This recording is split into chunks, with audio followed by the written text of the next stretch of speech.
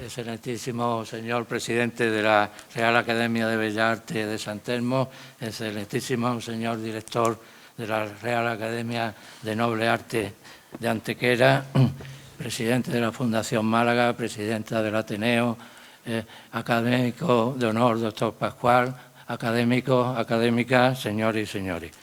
Es un gran día para nosotros y una gran satisfacción abrir esta solemne sección académica de entrega de la placa de honor de nuestra Academia a la Real Academia de Bellas Artes de San Telmo en el 175 aniversario de su creación, en agradecimiento y reconocimiento a la estrecha colaboración entre ambas corporaciones y a sus relevantes servicios a la cultura y a Málaga prestados durante los siglos XIX, XX y XXI.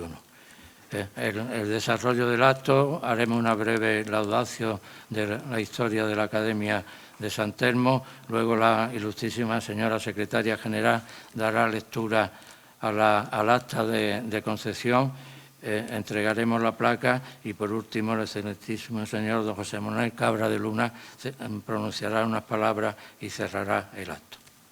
Cuando comencé a preparar esta intervención revisando la historia, me vinieron enseguida a la mente las palabras de la memorable frase que Winston Churchill pronunciaba en agosto de 1940. Nunca tantos debieron tanto a tan pocos. Lo hacía en referencia a la labor de los pilotos de la RAF británica para salvar su país de la invasión nazi. Y explico por qué me venían estas palabras.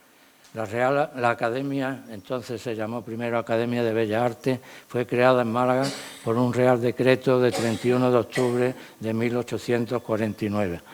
Se constituyó el 7 de junio de 1850 y la primera junta se celebró un día después, presidida por su primer presidente en las dependencias del antiguo Colegio de Náutica San Telmo en la Plaza de la Constitución. La orden de creación fijaba en 18 el número de académicos para Málaga, más el presidente y 2 conciliarios. En su constitución, los 18 académicos iniciales se dividían por mitad entre profesionales y no profesionales, constando 9 personas por cada sección, que era primera sección dibujo, pintura y grabado en dulce, segunda escultura y grabado en hueco y tercera arquitectura. También bienvenida y gracias por su asistencia a la vicedecana del Colegio de Arquitectos y al vicepresidente del Colegio de Médicos de Málaga. Entre los miembros fundadores de aquella institución se encontraban José Freuler Alcalá Galiano, marqués de la Paniega, que fue presidente, y personalidades de la talla de Jorge Lorin Oyarzábal y Manuel Agustín Heredia. Si analizamos reflexivamente hoy lo que ha supuesto para Málaga la labor de aquellas 18 personas y la de sus sucesores, pasamos del análisis directamente a la sorpresa y a la admiración. Presumimos hoy de la Málaga cultural actual, con sus luces y también con sus sombras. Pero sin estos 175 años de historia de servicio, sencillamente sería imposible el éxito actual. Nunca tanto. Todos los malagueños de la ciudad y de la provincia debieron tanto el Museo de Málaga, la Escuela de Bellas Artes de San Telmo y otras muchas manifestaciones de la cultura y el desarrollo del pensamiento crítico a tan pocos, los académicos de San Telmo. Permítanme un somero repaso a algunos datos históricos de nuestra academia, decana y hermana a la vez. Inicialmente se reunía en la casa del presidente en la Alameda número 42. Poco después, junto con la Escuela de Bellas Artes que había creado, se instaló en el antiguo colegio de los jesuitas, donde estaba el Colegio de Náutica San Telmo. Por esa razón, el 25 de septiembre de 1883, el marqués de la Paniega, que continuaba siendo presidente, propuso que se llamara Real Academia de Bellas Artes de San Telmo, bajo la vocación de San Pedro González Telmo. Pocos años después, en 1915, un Real Decreto le otorgó el título de Real. Esta Real Academia está asociada al Instituto de España y es miembro del Instituto de Academia de Andalucía. También está integrada en la Confederación Española de Centros de Estudios Locales y en el Centro de Ciencias Humanas Sociales del CSIC. En una Real Orden de junio de 1851 se marcaban las atribuciones de la Academia en materia artística, ordenando para entonces que no se ejecutase ningún edificio ni monumento público de arte, ni se autorizase a colocar en la fachada de lo que ya exista, ni en el interior de capillas e iglesias abiertas al culto, incluso de propiedad particular, estatuas, efigies, bajorrelieves, sin someter previamente su diseño a la Academia de Bellas Artes. Esta disposición en realidad no está derogada y debía seguir siendo tenida en cuenta en nuestros días en homenaje al buen gusto y en aras al bien común. La finalidad o el fin primordial de esta academia es el fomento de la creatividad artística, así como el estudio, difusión y promoción del arte y del patrimonio. El patrimonio cultural, histórico-artístico y medioambiental, y lo ejercen bien. Y muy particularmente de la pintura, la arquitectura, la escultura, la literatura, la música y las artes visuales. Su ámbito preferente de actuación es de la ciudad de Málaga y su provincia. En los actuales estatutos que la rigen, que son del año 2014, se modificaron y ampliaron el número de secciones y en la actualidad son 38 el número de académicos de número, además de 5 académicos de honor y un número indeterminado de académicos correspondientes.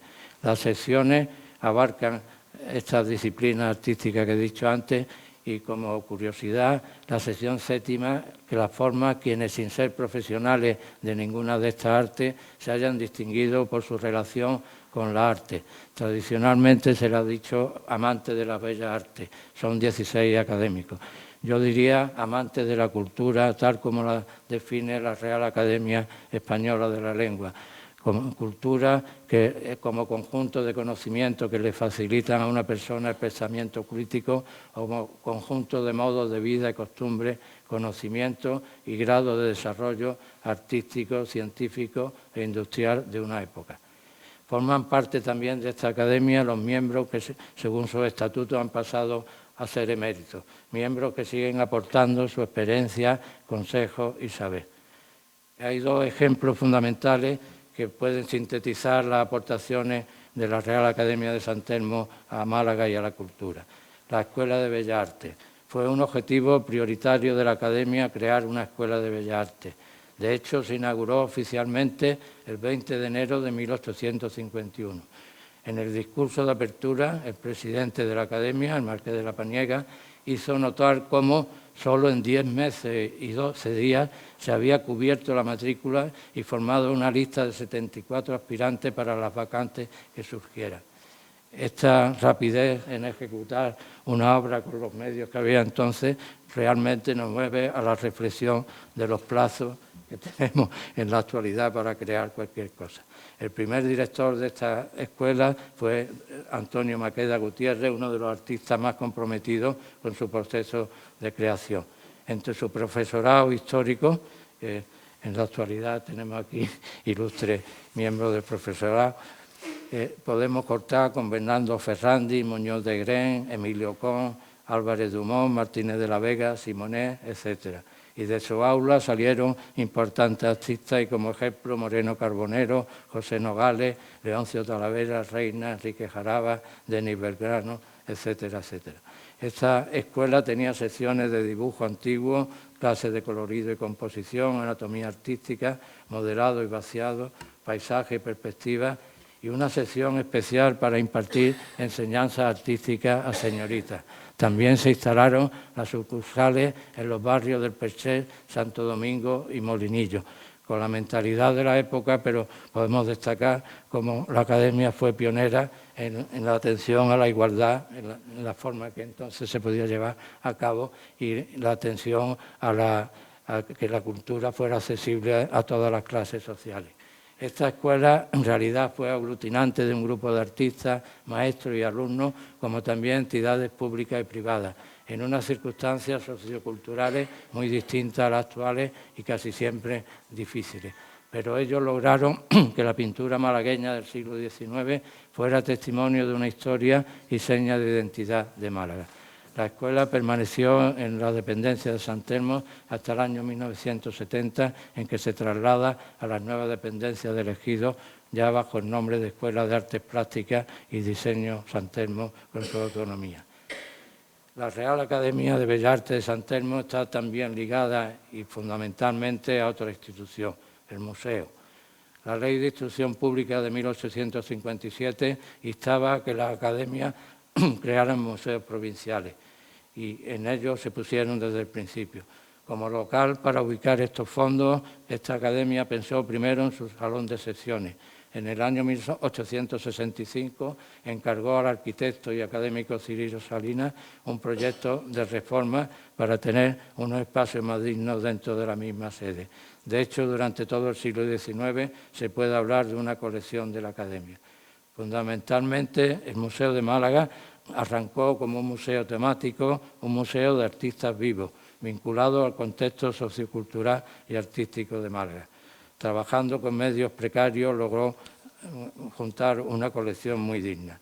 Pero desde el principio también el objetivo de esta colección fue doble. Una colección de arqueología unida a las artes plásticas, porque se planteó como un solo museo unido, posiblemente por su carácter pedagógico directamente relacionado con la Escuela de Bellas Artes. Administrativamente, el Museo de Bellas Artes nace por un decreto de 1913, pero en 1915 el entonces presidente Salvador González Anaya instó a que se constituyera un patronato ya efectivo y se constituye en el 1915. Y en este patronato había, aparte de don Salvador, el alcalde de la ciudad, el presidente de la Diputación, miembros ilustres como don Narciso Díaz de Escobar, escritor e investigador, y también como secretario don Rafael Murillo Carreras, pintor, que fue el primer director, el director de esta etapa del museo. Se inauguró finalmente en 1916 en una casa de calle Pedro de Toledo, propiedad de los Larios, pero una casa en la cual solo se pudo permanecer hasta 1920, en que se le vendió este edificio a una institución religiosa. El museo pasó de nuevo a la sede de la Real Academia, donde estuvo más de 40 años. Desde 1920 y 1923, que se dejó esta sede, la Academia fue trabajando para buscar un lugar más digno y en un edificio histórico de Málaga. Pusieron los ojos en el Palacio de los Condes de Buenavista, pero en esos años, en estas circunstancias, todo era muy difícil. Hubo numerosos contratiempos y hay que destacar en este momento algunas personalidades que lograron en su empeño para conseguirlo. Sobre todo recordamos al académico Juan Tembori.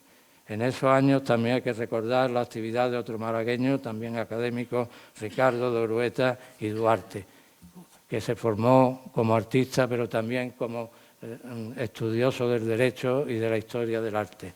Él se formó durante 9 años en la Escuela de París, volvió a España y estuvo en estrecha relación con la Institución Libre de Enseñanza y la Residencia de Estudiantes, de la que llegó a ser director, y también el Centro de Estudios Históricos. Ricardo de Urueta adquirió un compromiso político y público, sobre todo después de su ingreso en la Academia Nacional, la Real Academia de Bellas Artes de San Fernando. Ello le llevó a ser nombrado director general de Bellas Artes, cargo que desempeñó entre 1931 y 1936. Ricardo fue un personaje clave para la recuperación del patrimonio de toda España y también para el de Málaga. En el 1931 se declararon monumento histórico artístico la Catedral de Málaga y la Alcazaba. También en esa fecha se inició su recuperación de la mano también de Juan Tembori y se declararon 731 inmuebles en toda España protegidos. La Ley de Patrimonio que elaboró Ricardo de Urueta ha sido modelo para países tan desarrollados como Francia o Alemania, incluso ha servido de modelo, después de estar varias décadas vigente en España, para la Ley del Patrimonio de la Unión Europea.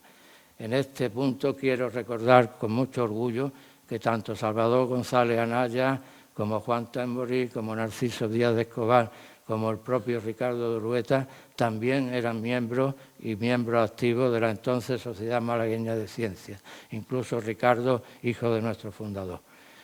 Después de la Guerra Civil hubo que retomar muchos temas pendientes y se volvió a poner los ojos en el Palacio de Buenavista. Pasaron los años y en 1949 se pudo alquilar el edificio y empezar a rehabilitarlo hasta 1961, en el que abre sus puertas. En este nuevo museo también quedó instalada la sede de la Real Academia de Bellas Artes de San Telmo, siguiendo juntos su andadura, hasta finales de la década de los 90, hasta finales del siglo.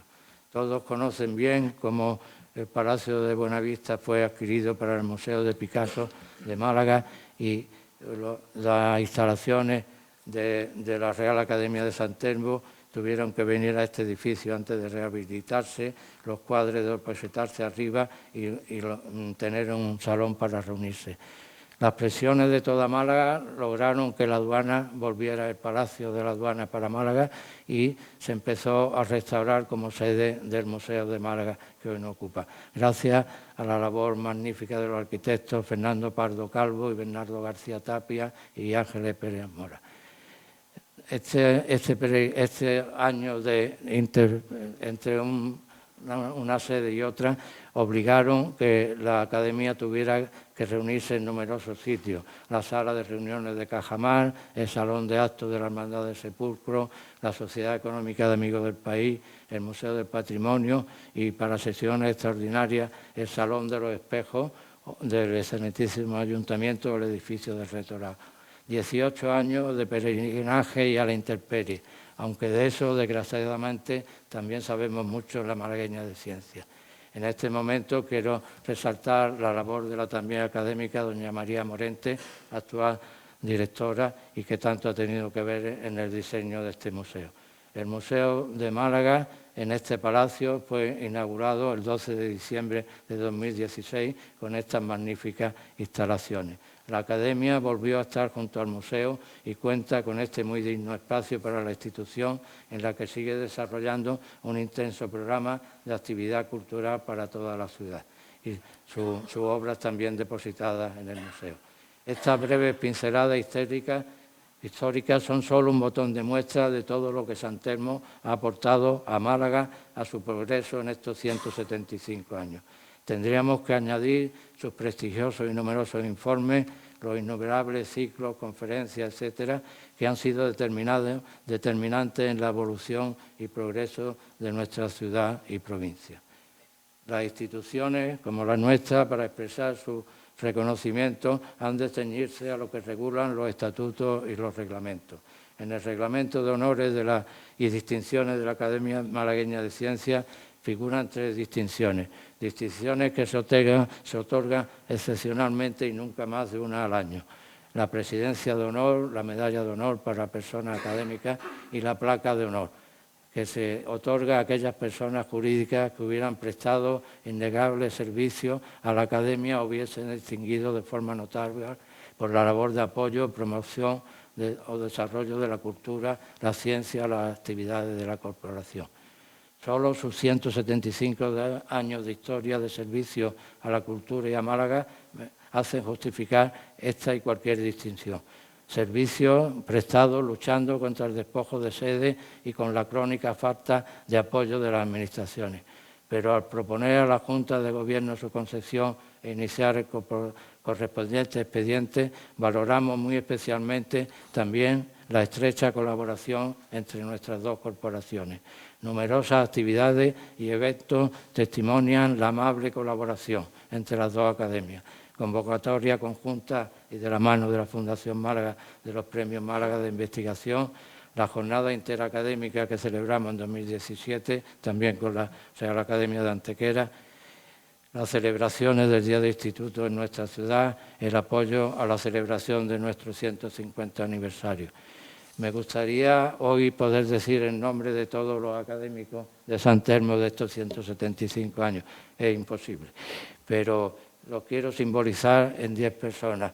5 académicos de número, que lo son en la actualidad de ambas academias, como son los ilustrísimos señores don Manuel Olmedo Checa, doña María Josefa Lara García, don Rafael Martín Delgado, don Ciro Villas Tinoco y don Francisco Cabrera Pablo, y sobre todo con los nombres de los 5 últimos presidentes que hemos tenido en esta academia y a los cuales tengo la dicha de haber podido conocer personalmente. Don José Luis Estrada Segalerba, muchos años, hasta 1975, don Baltasar Peña Hinojosa, de 1976 a 86, don Alfonso Canales Pérez, al que hace poco rendimos homenaje, entre 1986 y 2006, don Manuel del Campo y del Campo, en la actualidad presidente de honor de entre 2006 y 2015, y José Manuel, nuestro querido José Manuel Cabra de Luna, desde 2015 hasta la actualidad. Para terminar, quiero recalcar que tanto la Junta de Gobierno como la Asamblea General han apoyado por unanimidad esta propuesta y que hemos querido, de alguna forma, ser los primeros en reconocer y agradecer a nuestra admirada, querida y fraternal Academia Decana toda su labor. Hay y ya termino, un dato especialmente emotivo para nosotros. Hoy es el día de San Alberto Magno, el patrón de los científicos. No podía haber mejor día para entregar nuestra placa, he dicho.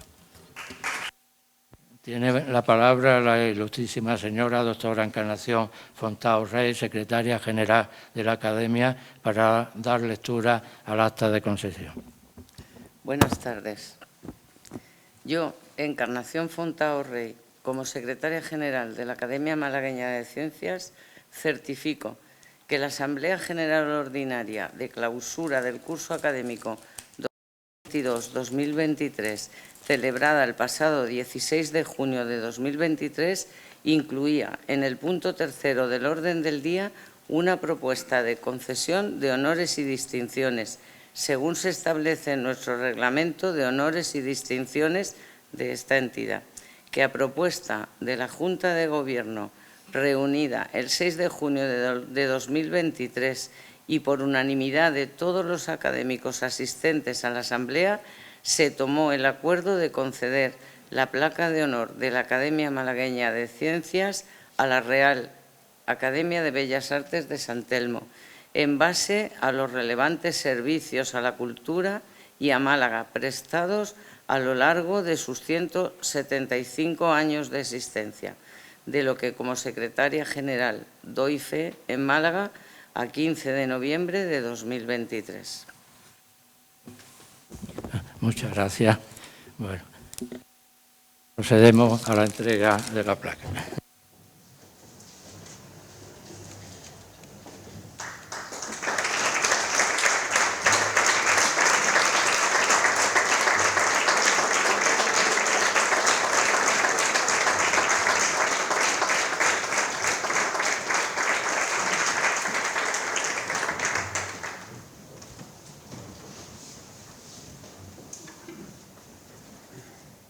Tiene la palabra el excelentísimo señor don José Manuel Cabra de Luna, presidente de la Real Academia de Bellas Artes de San Telmo.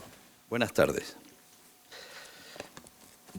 Cuando me proponía preparar unas palabras para agradecer tan generosas y graciosas, no por simpática, sino por gracia, que de la placa que hoy nos concede la Academia Hermana. La verdad es que pensé también en hacer una especie de recorrido histórico, pero conociendo, como conozco bien, creo, a Fernando Orellana, dije, no, porque me lo pisa seguro, porque él va a puntualizar exactamente, vamos, un opositor no habría hecho una memoria mejor. Y yo estoy por pedírsela para los documentos de conmemoración de nuestro 175 aniversario. Muchas gracias, no ya solo por la magnífica placa que nos habéis otorgado, sino también por el esfuerzo extraordinario que tiene el discurso que tan bellamente y tan profundamente has pronunciado. Muchas gracias. Quiero saludar parcamente, y por el orden en que los veo, al director de la Academia de Antequera, a su secretario, querido pariente, siempre lo nombro así porque lo es, a Juan Manuel Pascual, que es, como ha dicho el presidente que me ha precedido en el uso de la palabra académico por ambos bandos, su madre, Guadalupe Fernández Ariza, que hace 2 días tuvimos la ocasión magnífica de oír una lección magistral sobre la literatura hispanoamericana y los cuentos de Gabriel García Márquez. A Juan Cobalea, que tanto está haciendo por la cultura en Málaga desde la Fundación Málaga, a nuestra querida representante del Ateneo, que yo francamente no me explico cómo pueden hacer tantísimas cosas como hacen. En fin, cuando llegues a tu casa estará agotadísima. Y también quiero saludar, esto me lo van a permitir como cosa personal, muy especialmente a mi querida rectora Adelaida de la Calle, porque a más de ser académica de ciencias, ha sido mi rectora. Y entonces yo le tengo que reconocer su amistad, su afecto y lo mucho que ha hecho por la Universidad de Málaga y por Málaga misma. Dicho esto, y a todos ustedes, claro, señoras y señores, por acompañarnos en el día de hoy. Dicho esto, comentaré que hoy nos encontramos ante un acto singular, y que lo es porque nos hallamos en una de esas escasas ocasiones en que ambas academias celebran una sesión conjunta. Y es que en esta ocasión, la de Ciencias se adelanta a toda otra persona o institución al haber acordado en el 175 aniversario de la creación de la de Bellas Artes hacerle entrega de una placa de honor, y son palabras literales, mostrándole su agradecimiento y reconocimiento a la estrecha colaboración entre ambas corporaciones y a sus relevantes servicios a la cultura y a Málaga, prestados durante los siglos, ahí es nada ya, 19, 20 y 21.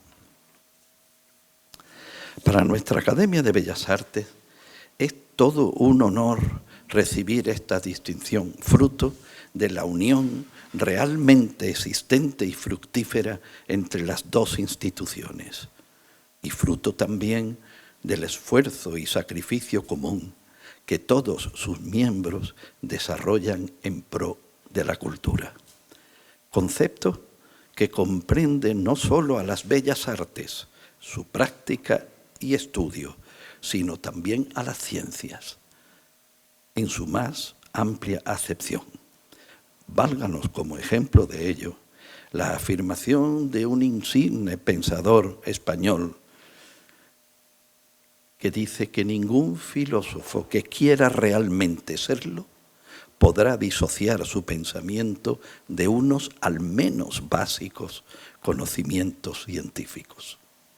Así pues, compañeros y compañeras de ciencias, vamos de la mano, ya que juntos exploramos los caminos del saber en nuestro intento de conocer más y con importancia no menor, en mostrar a la sociedad el fruto de nuestros estudios y conocimientos acumulados a través de los años de esfuerzo y perseverancia.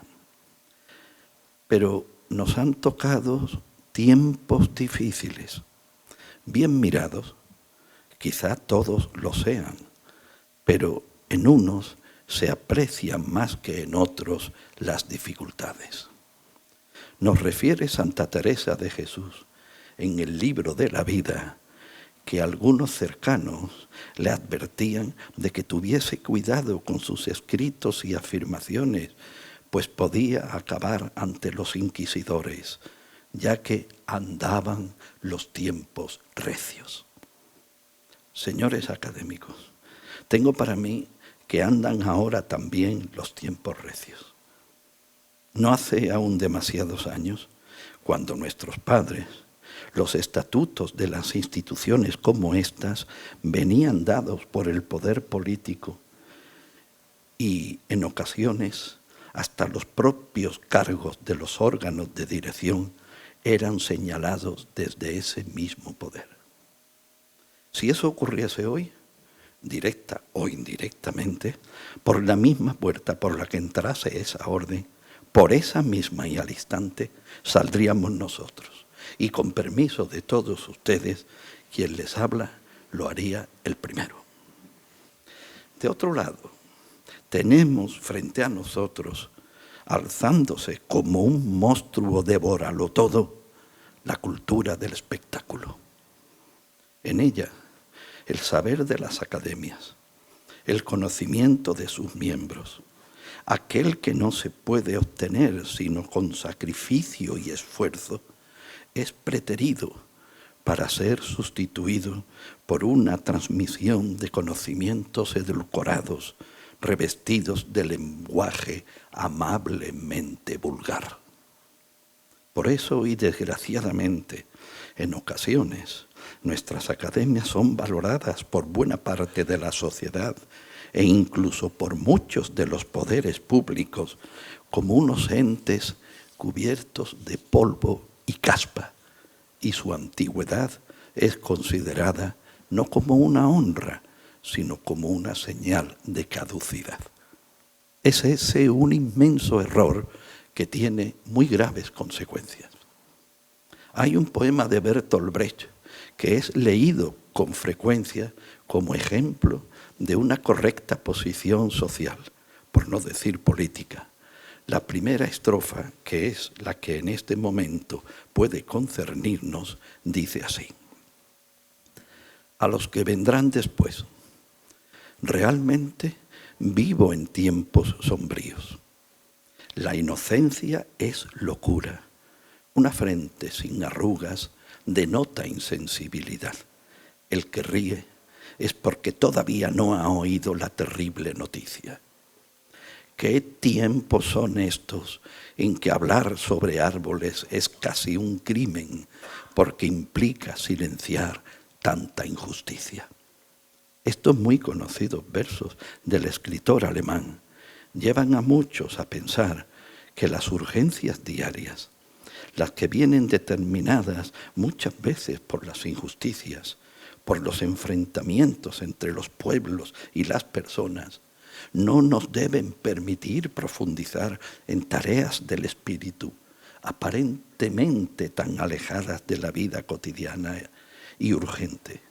Y ello porque debemos centrarnos en las necesidades más perentorias de cada día. Eso puede ser cierto, pero también lo es, señor presidente, que la cultura, tanto las bellas artes como la ciencia, pura o aplicada, es alimento necesario para el hombre y que en ningún caso es baladí ahondar en ella, traerla a colación, llevarla siempre de la mano de todos y cada uno de nosotros, no abandonarla. Pues de ninguna manera la cultura está reñida con nuestras obligaciones cotidianas, personales o cívicas. De ello depende nuestra dignidad ante la vida, porque, como escribió Hölderlin en memorable verso, es poéticamente como el hombre habita la tierra.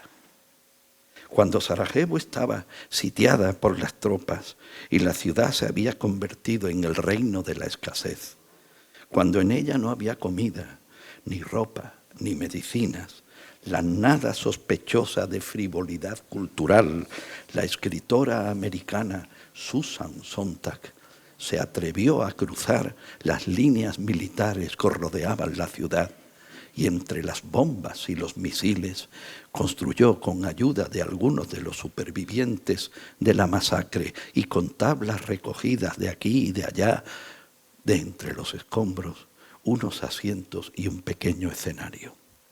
Con algunos actores y con otras personas que nunca antes lo habían sido, comenzó los ensayos de una obra cuyo estreno tuvo lugar entre los cañonazos y alumbrando el escenario con unas pocas velas.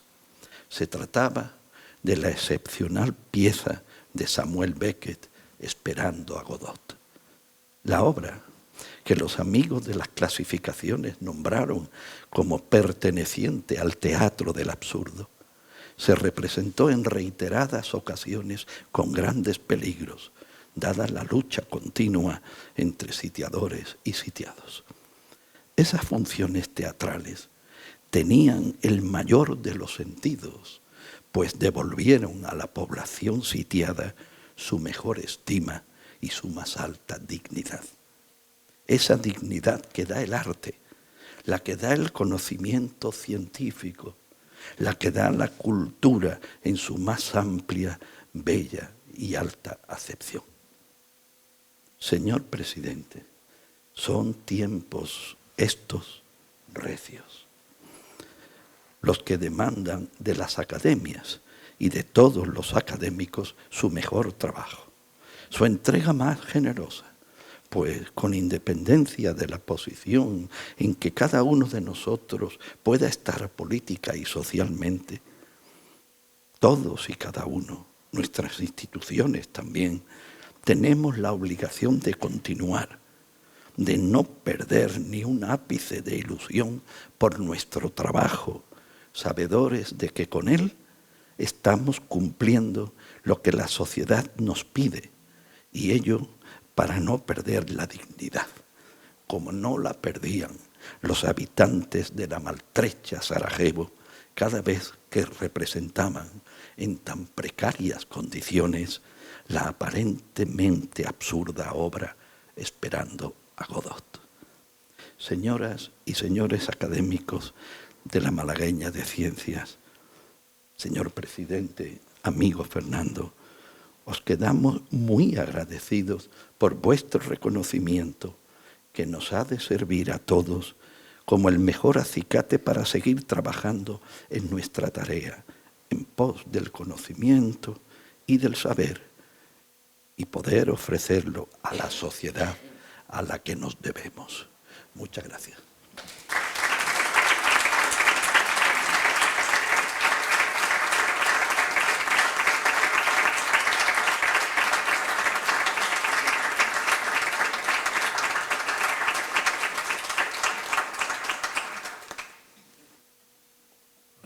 Pues con esta impresionante, como siempre, palabra y este maravilloso mensaje del señor presidente de la Academia San Telmo, y reiterando el agradecimiento a todos por su presencia, damos por concluido este entrañable acto muy, muy importante para nosotros. Nada más. Muchas gracias. Se levanta la sesión.